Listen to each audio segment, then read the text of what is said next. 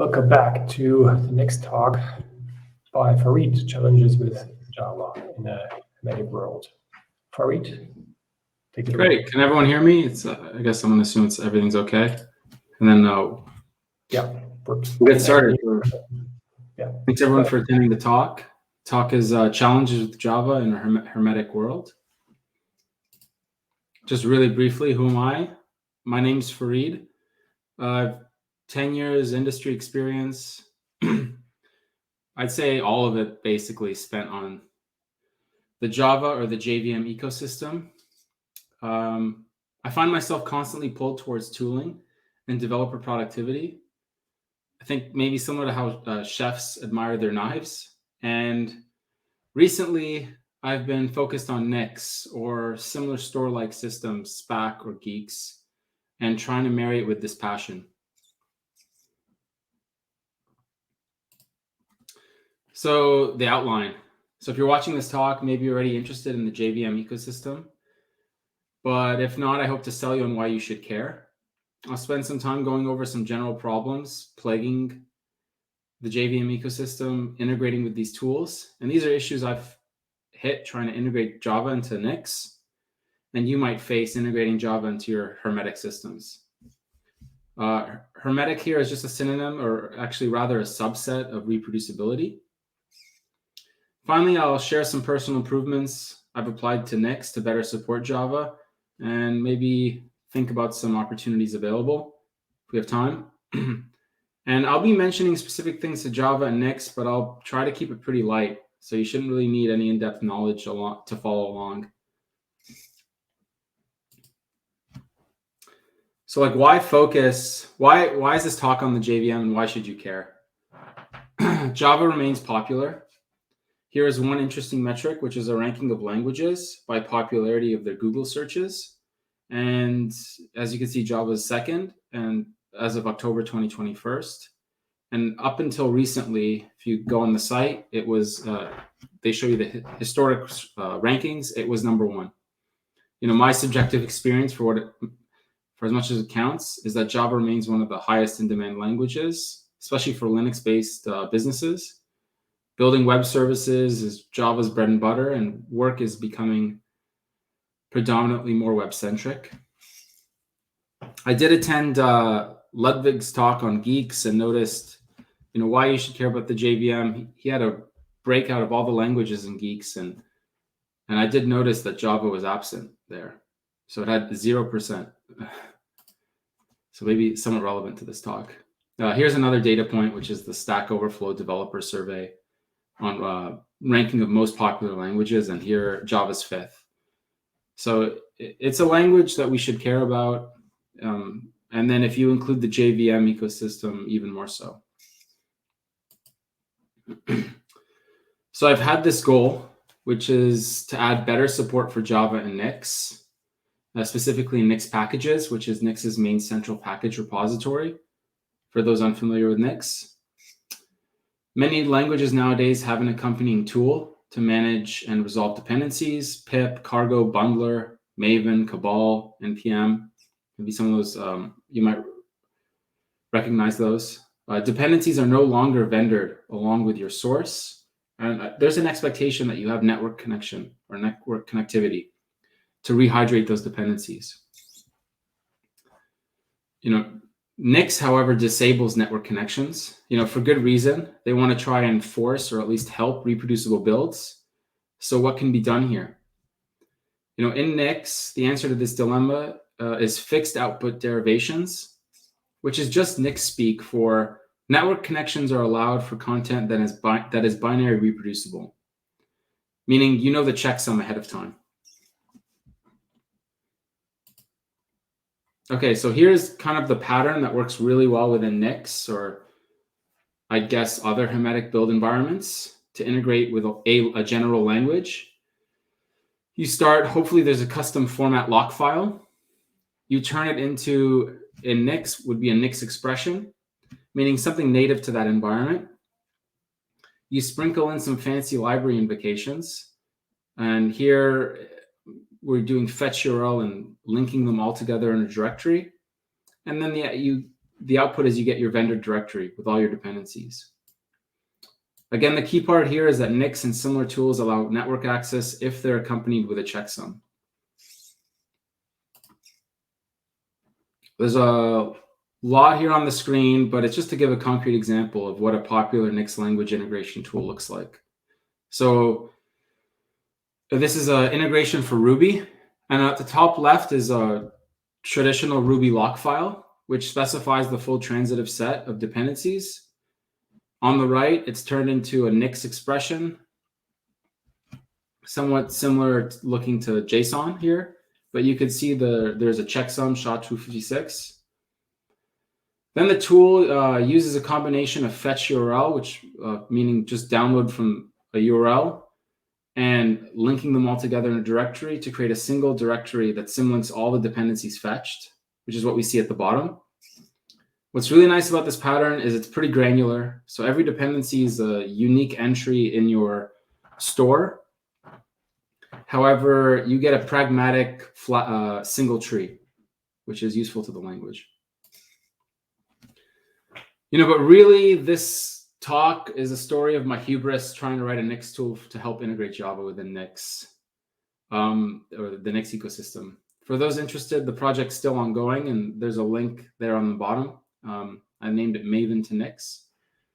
Although, to be candid, I'm taking a pause on it to reflect on how to revisit it. Perhaps the approach was not ambitious enough, and it's kind of mired with some problems I'm thinking about. So I'm going to go over some issues that I faced writing this tool. So starting down the reproducibility rabbit hole for Java, you're immediately faced with the fact that the jar format remains is non-reproducible due to the fact that it's effectively the zip archive format, and the lack of reproducibility in zip is well known. So it encodes the modification time for one, and the order of the files within the zip archive format is dictated by the file system itself, so it could change across invocations.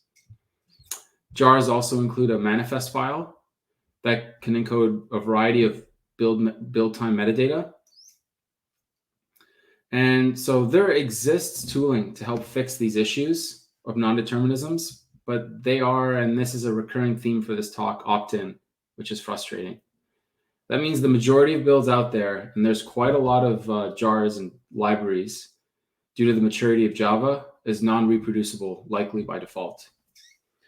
In the researching for this talk, I also, fun fact, looked up that class files. So a class file is the intermediate representation for the JVM, were at one point non-reproducible if they included a lambda or an anonymous class, rather. I have a source here to the reproducible builds project, I think started by Debian, which has a wealth of information on actually a lot of these issues, but specifically this one as well. Issue number 2 is fractured tooling. So Java was first released in 1995 and didn't come much with in terms of tooling like other languages for dependency management. Even today, Java has no central dependency management software bundled with it. To help fill this gap, open source software had emerged. So you get Apache Maven, Ant, and Ivy, all debut around 2004. Gradle debuts 2006. There's also other JVM-based languages such as Scala and Clojure, and they have their own dependency management tool as well. This isn't necessarily a problem for reproducibility, but it increases the surface area a tool has to support dramatically. So rebuilding a project from source, including its dependencies now, may require using all these tools. So a common idiom, is for a language to now have its own and bundle its own tool, and that makes integrating with that ecosystem much simpler. Federated tooling is issue number 3. So although there's competing tooling for the JVM ecosystem, they share a lot of fundamental similarities, likely wanting to attract users from each other. So another interesting byproduct of how they are designed is that you tell the dependency resolving system, where they can look for dependencies in some repositories, whether they be remote or local. And it will search for them in a tool specified order that you just have to know about. So, and these locations are actually in addition at times to a default set by the tool. So embedded within the tool at that particular version, or maybe even local configuration to the user that's not encoded in the project. I'd say the fact that there's a federated system where you could search for dependencies might be viewed as a good thing, since there's no single point of failure. But when trying to determine where a dependency is resolved to was pretty challenging. I had to understand the tool's search semantics for transitive dependencies, and also had to introspect to better determine where the dependency was actually resolved from.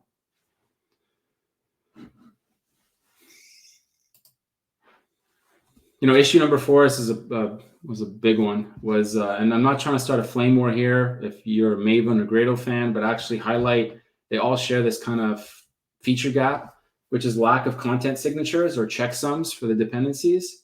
So here's 2 examples how you might specify a dependency in Maven or in Gradle. And you can see that it's just versions, an arbitrary string, might be semantic versioning, but there is no checksum here. I'd say this is in stark contrast to many languages that offer a lock file that pins the dependencies explicitly and offers the checksum.